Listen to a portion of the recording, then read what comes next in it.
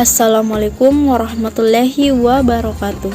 Yang terhormat Bapak Dr. Haji Hamzah Harun Al-Rasyid LC.MA dan Bapak Takdir Khair SPDI MPD selaku dosen mata kuliah Qasas Tarbawiyah semester 2 pada program studi Pendidikan Islam Anak Usia Dini angkatan 2020.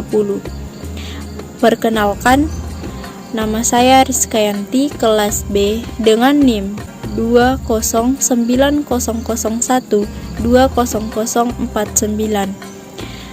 Jurusan Pendidikan Islam Anak Usia Dini, Fakultas Tarbiyah dan Keguruan, Universitas Islam Negeri Alauddin Makassar.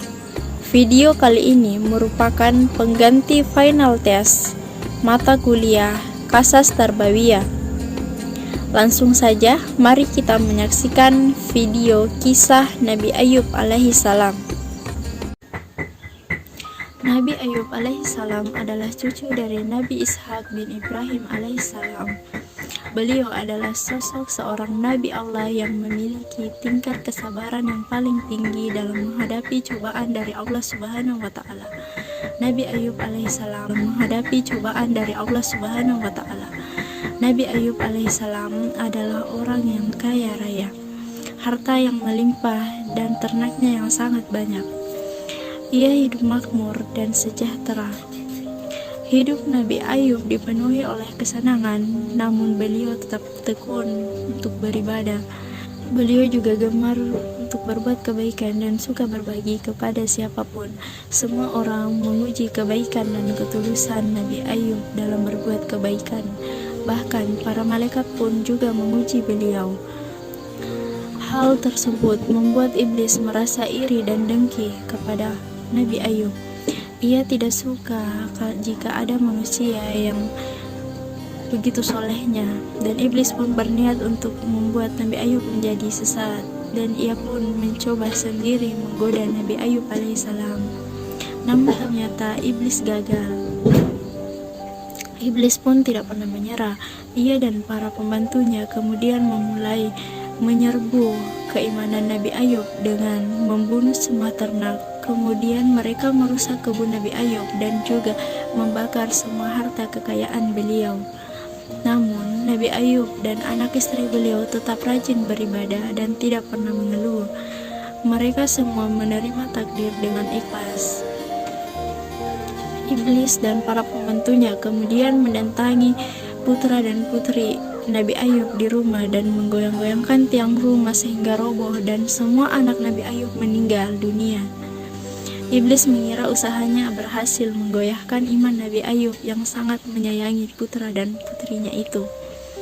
Meskipun Nabi Ayub merasa sedih dan menangis, tetapi jiwa dan hatinya tetap kokoh dalam keyakinan bahwa jika Allah yang Maha Pemberi yang menghendaki semua itu, maka tak ada seorang pun yang mampu menghalanginya. Iblis pun tidak patah semangat.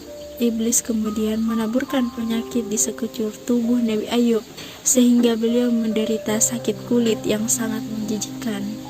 Semua tetangga dan orang sekitarnya menjauhinya karena takut tertular, dan mereka menginginkan Nabi Ayub untuk segera pergi meninggalkan lingkungan pedesaan. Maka Nabi Ayub dan istrinya Rahmah meninggalkan desa tersebut. Penyakit Nabi Ayub sudah bertahun-tahun tak kunjung sembuh, namun Nabi Ayub tetap bersabar. Suatu hari Rahmah hendak membeli bahan makanan dan ia pun pergi keluar dan tidak memberitahukan Nabi Ayub. Dan ternyata Nabi Ayub sangat membutuhkan istrinya dan berkali-kali memanggil istrinya Rahmah, namun tak ada suara yang menyahut. Nabi Ayub pun merasa kesal dan ia mengira bahwa Rahmah telah meninggalkannya. Nabi Ayub pun bersumpah akan memukul Rahmah istrinya itu 100 kali jika ia kembali nanti. Maka Nabi Ayub berdoa kesembuhan kepada Allah Subhanahu wa Ta'ala. Allah Subhanahu wa Ta'ala memerintahkan Nabi Ayub agar menghentakkan kakinya ke tanah. Lalu dari tanah itu keluar air yang sejuk dan segar. Nabi Ayub lantas membersihkan sekujur tubuh beliau dengan air itu. Seketika itu pula penyakit Nabi Ayub sembuh. dan kulit tubuhnya kini kembali sedia kala, dan wajahnya pun kembali bersinar dan memancarkan wibawa yang luar biasa.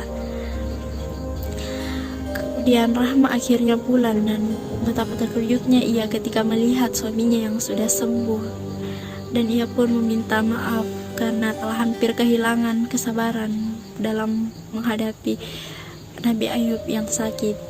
Nabi Ayub pun menceritakan bahwa ia telah bersumpah akan memukul istrinya 100 kali. Dan beliau pun sangat bingung karena ia tidak tega untuk menyakiti istrinya itu. Dan akhirnya turunlah perintah Allah Subhanahu wa Ta'ala agar Nabi Ayub mengambil 100 helai rumput dan memukulnya kepada Rahma dengan pelan. Nabi Ayub pun melakukan dan memukul istrinya dengan 100 helai rumput. Nabi Ayub alaihissalam kini telah sembuh seperti sedia kala, dan tak ada lagi orang yang menjauhinya. Mereka kembali menerima Nabi Ayub, dan harta Nabi Ayub pun dikembalikan oleh Allah Subhanahu wa Ta'ala. Dan Rahma pun diberi karunia dari Allah, yaitu hamil dan mendapatkan anak kembar berturut-turut. Itulah tadi kisah dari Nabi Ayub alaihissalam dalam menghadapi cobaan. Semoga kita dapat mengambil hikmah dari kisah ini, yaitu senantiasa ikhlas dan bersabar dalam menghadapi cobaan dari Allah Subhanahu wa Ta'ala. Amin ya rabbal alamin.